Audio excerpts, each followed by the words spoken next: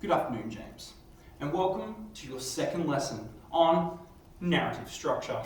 Now, we did narrative structure on Thursday, and your story was, well, it definitely had all the parts that we need. So we needed an exposition, which is true. We needed a rising action, a problem, a following action, and a conclusion. There was just problem in how you executed it. So today, I'm going to slowly pick apart what you've written and see if we can rewrite it better so we can better write stories. Now, what I've noticed through your stories is you love the word then. Then. You love saying, Bob did this, then this happened.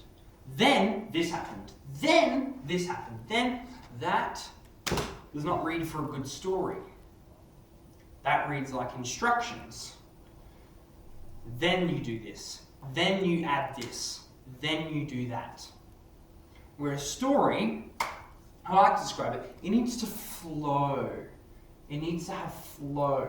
It needs, kind of like, what is that sport? Where they run around and they hand a baton, like a baton, to the next person.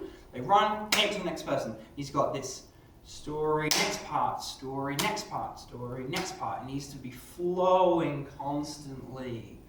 So, I'm going to read your story, and I've only skimmed it, so I can react to it in real time, and we can pick it apart together.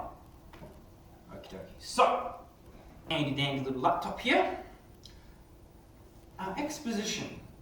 Bob was a tall guy with grey hair, yellow t-shirt, and black pants. A Jerry, let's just say he looks like Michael. Now, that goes to the first full stop. First of all, that, well, yes, is descriptive. It's not very descriptive. You can't just describe what he's wearing. So he's got hair, shirt, pants, look like me. How you could have written it is, no story immediately starts with describing what the character looks like. And even if it did, normally it's because they're in the middle of a scene. So like, he's panting, his red shirt is expanding with each gasping breath. That's because it's thrown you into a scene. You haven't thrown anyone into a scene here. You kind of just said, this is what it looks like. So, what you could have said was, let's go to the next part, and then we'll form them together. So following that, Bob was with Jerry, and they were going four-wheel driving in the bush, and then going hiking in the tall yellowish grey mountains. See that? That's pretty cool. You're setting the scene. But first, you didn't explain who Jerry was. You just said, a Jerry. Just say he looks like Michael. So, what you could have done is start it by talking about the mountains, right? So you could have said, Bob walks over to Jerry excitedly. I can see that classic yellow shirt, and he exclaims, "Come on, let's go full driving today. The mountains look beautiful today." Boom! We've described Bob by not just saying he has a yellow shirt. You said it's his classic yellow shirt. So what does that tell us? That says, oh, he always wears this yellow shirt. Maybe it's his favorite shirt, and they're going to go full driving in the mountains. Boom. We could have even said, the car is chugging along, bumping at every single turn. All I can hear is Bob laughing as his yellow shirt frantically bops up and down as he tries to keep control of the car. He said this was a good idea. He said we'll go full driving, and then we'll go for a hike as the mountains are beautiful today. He exclaims, Jerry, do you want to have a turn? I've never driven his Land Cruiser before. It's a beast of a thing. But I'll give it a go. Boom! You've set up the story so we know they're full driving, they're going to go for a hike in the mountains. Bob has a yellow shirt, Jerry's his friend. Boom. Because in this story, no one knows who Michael is. I'm reading it. I don't know. If I didn't know you were talking about me, I wouldn't know who Michael is. I'm like, oh, there's 3 characters now? What's going on?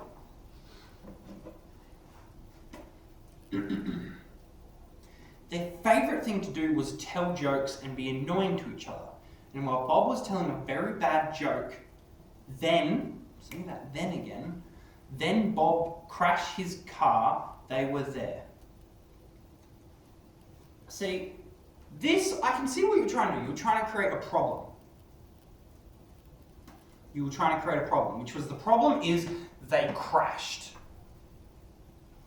And you want to say that they like telling jokes to each other. So we could say this story is from the perspective of Jerry, or from the other person. So you could say, and once again, while Bob is, well, I'm trying, so you could say Jerry's like nervous about driving. It's like, I'm trying to keep control of the car. Never driven like this before. And Bob is telling one of his classic bad knock-knock jokes. It's not bad this time. I start laughing and I lose control of the car. It tips to one side and the car rolls. All you hear is the thud and crush of glass and metal hitting one another. Boom. The problem is, they've crashed.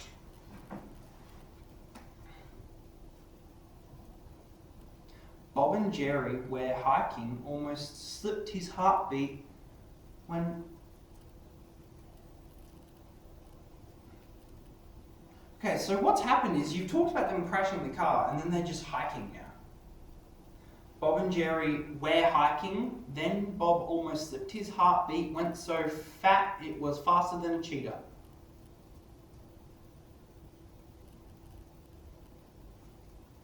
Okay, I see what you're trying to do. You're trying to include the hiking part. But you forgot, like you've just said they crashed, so they just crashed, they're like, okay, let's hike now. Like, that don't make no sense. So what you could have, like after they've crashed, you're going, they get out of the car. I get out of the car. Bob and I quickly make sure we're okay. His yellow shirt has some blood on it. And naturally, he's not very happy. My yellow shirt, it's ruined. I give him a pat on the back and I say, it's all good. Wasn't a very good shirt anyway. Together we flip the car just so it's back on its wheels. The damage isn't too bad, mainly just cosmetic. I give a sigh of relief and I apologize profusely. I'm so sorry. Bob laughs and says, I care more about my yellow shirt. We have a laugh and we go, okay, we decide we'll park up the car. We take the keys, put the handbrake on, and we decide we'll start hiking back. I'm not sure where we are. We rolled off the trail. I begin to panic a little bit, but Bob, as confident as ever, says, we'll be all right. And they walk over, and Bob gasps as he sees a giant footprint in the mountain. Boom.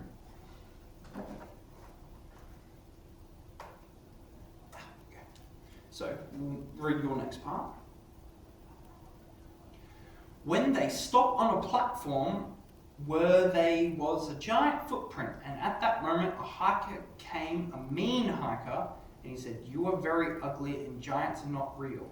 And then he got stepped on by a giant. The giant was super friendly. Okay, I see you're trying...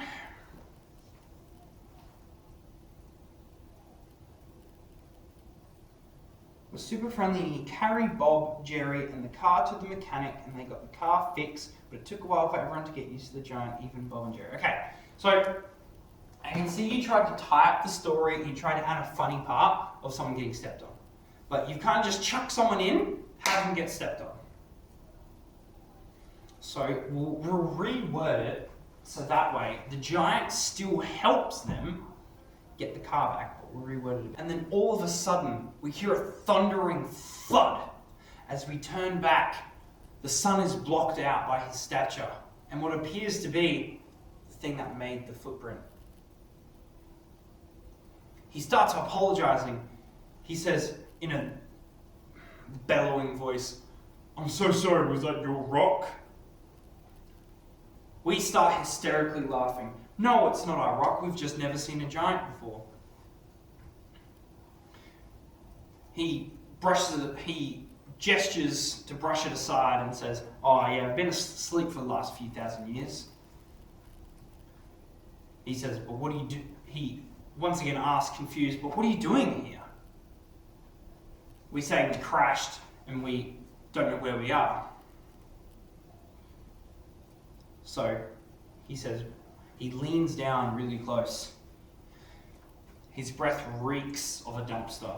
And he says, "Would you like my help?" We say, "Yes, but what can you do to help?" And he goes, and he chuckles and says, "Or I can take you where you need to go." He puts his hand down to the ground and we step on. It feels almost like cobblestone. His skin feels weirdly hard. He picks us up and we point him to where our car is. He gently picks it up with his finger and his thumb. The car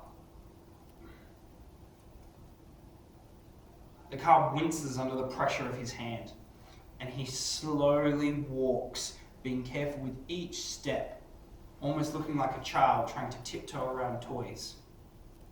We point him to where we need to go. He slowly puts the car down and then puts us down and tells us to have a good day, turns around and walks off. We got our car fixed. It was mainly cosmetic. We went halves in it. I don't really know what ever happened to that giant. We weren't able to find the footprint again. But I hope that when we go to those grey, thundering mountains, we see our giant friend once again. The end. Boom! So we've tied off the story. We've said the giant helped them, they got their car fixed, and they don't know what happened to the giant. All they know is he walked off, and now he's a mysterious story that they tell. So that's what we'd be looking for. See how each part led into it. And I didn't use the word, I avoided using the word then. Because then it reads like a list. Then. It's not what we want, man. So what we're going to do, you and me, we are going to play a little game. It's going to be a roulette. You might not be able to see what's on the board, but do not worry. For you see, I will put text much like this onto the screen so you can see what I'm writing whilst I write it in clear, bold text. So I've written PSAPW.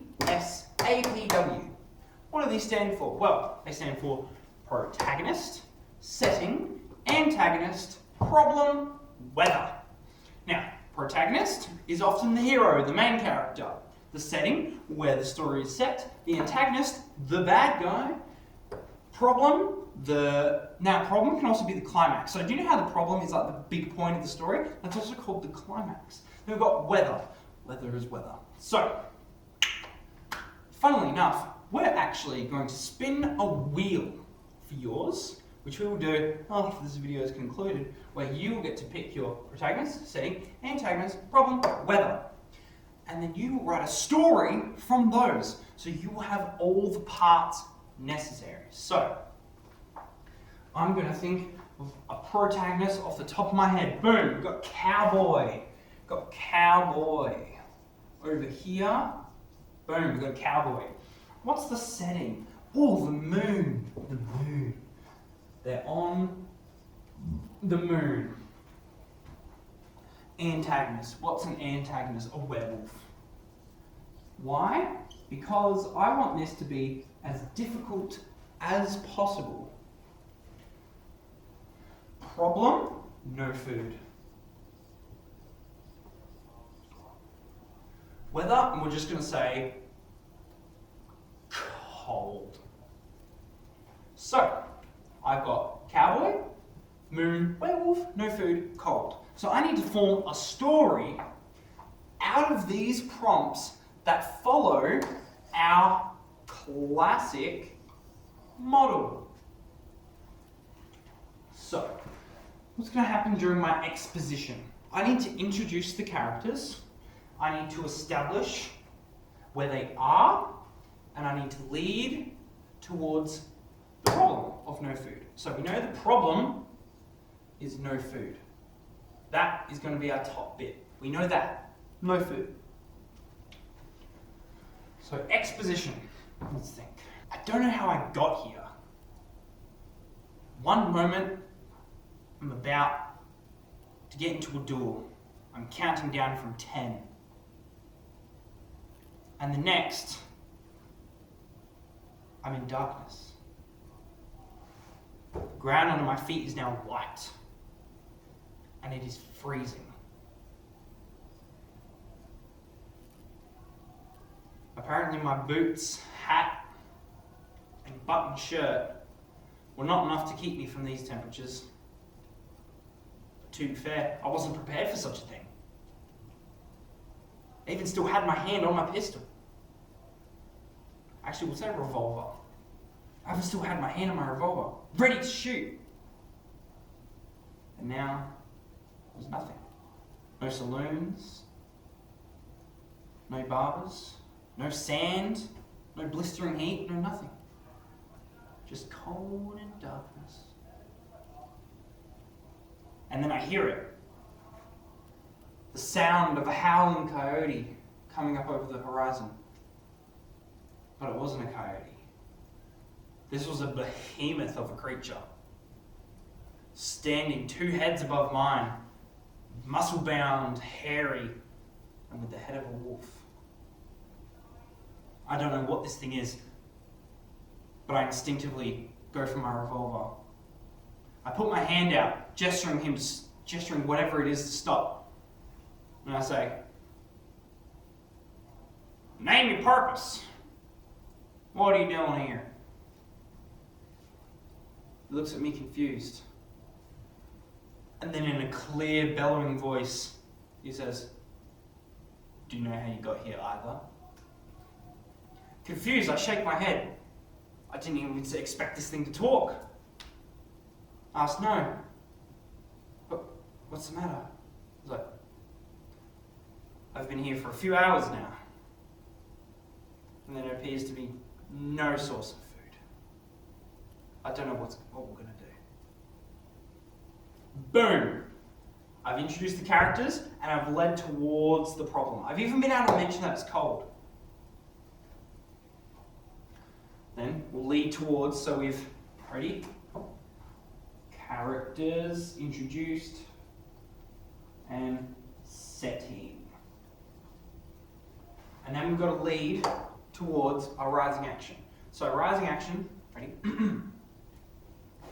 Slowly I approach the thing. Hand still on my revolver. I announce to him, "You know I'm carrying." He looks at me, still confused. I don't even know if he knows what that means. We slowly approach each other. You can hear the crunch under ourselves. By now I'm staring at him. I'm looking up at whatever this thing is. And I ask him, "How did you get here?"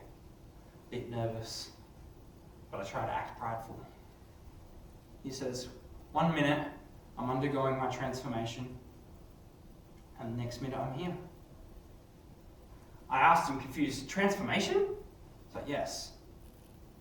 I'm just like you, but on a full moon, I turn into this." I chuckle and I said, "That's funny. Every full moon, I challenge someone to a duel." And it dawns upon the both of us. We look down and notice we're on something white. It's dark everywhere. I'm still yearning for a duel, and he's still aware, and he's still turned into whatever he is. We realize we're on the moon with no food, and it's just us. We both look up at each other, both seemingly facing the same realization. And I start walking backwards. He asks, "But what are you doing? Come closer, it's just us." I say, "Nah, I think I might just go off on my own, explore, see if there's any food." He starts walking towards me. He's clearly ready to attack. He's realized only one of us is going to get to eat today.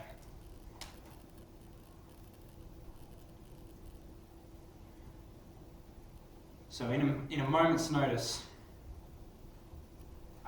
I whip out my revolver and I shoot a warning shot into his shoulder.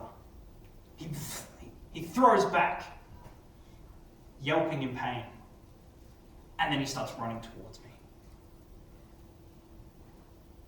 I continue firing shots, this time going for the neck. I was the best shot in my town. I hit all 3 shots into his neck, and he goes to the floor. He's holding his neck, attempting to stop the blood. I said, "It doesn't have to be like this," acting proud that I hit all 3 shots. And then in a moment, he jumps from the ground and swipes me down. I hit the floor, and I can feel the blood gushing from my chest. He goes to jump at me again, but thankfully, I still had my revolver in hand. I shoot him once in the stomach and give him a knee so he flies off. I quickly get back up and I point, knowing I only have 1 more bullet and it has to count. I say, "It doesn't have to be like this. I don't want to do this." I start walking towards him, my spurs chinking as I slowly approach him, revolver still pointing at his head. I can see he's starting to shiver. The blood loss must have made him realize how freezing it is. I'm pretty cold myself, covered in goosebumps, not knowing if it's from fear or from the cold. I say, "It doesn't have to be like this. We can just wait it out." He says, "Just do it already." I plant my final shot and I say goodbye. He slumps to the ground. I'm a bit upset and also proud that thankfully it wasn't me. And then suddenly, I wake up. I pat myself. There's no scratches. It was just a dream. I look up at the night sky and it's a full moon. I chuckle as I slowly get back to bed. Stare at my revolver, and I think I might put it under my pillow tonight. The end. Boom! So that was my story. Bit of a grim, dark story. Didn't expect it to go down that way. But, as you can see, the problem was they had no food. And they both realised the only way out was that they had to fight. And then, the following action was him coming to terms with the fact that he just killed someone. And the conclusion was that he wakes up, realizes it was a dream, but it kind of freaked him out, so he puts the gun under his pillow. Boom, and that's what. See, I managed to introduce the characters. See how I talked about his spurs? Spurs are the little things that go on the end of boots that go like cha-ching, cha-ching when they walk around. See, I was describing him without just saying what he had. So I could have been like, this cowboy has spurs, hat, shirt, pants. That's boring. No one wants to read that. The werewolf. I didn't just say, he's a werewolf. You knew he was a werewolf because you were picturing him in your head. A behemoth stands above him with the head of a wolf covered in hair. And then you realise they're both there because they have a full moon tradition. So it's all about telling the person without just explicitly telling the person. I didn't say they're a werewolf. I didn't say they are big, tall, and covered in hair. I use words like behemoth. I gesture to his hat. I don't just say he has a hat on. He is talking about himself and saying that what he's wearing isn't equipped for the cold. I'm making it a part of the story. If I didn't want to make a part of the story, it would be like a play. Where a play, they have a whole list of characters, and what they're wearing So that way they know what to wear. But we're not, we're writing a story. So that's what you're going to do. And then you're going to do basically the same exercise as yesterday. Hopefully creating a superior story. Because your story was, it had all the parts in it, but it didn't flow nicely. You know what I mean? It needs to go like this. Not like that. Like this. Okay? So, your task. Spin the wheel. Right. Ask me what you need to know. And then we're all good in the hood. Without further ado, begin.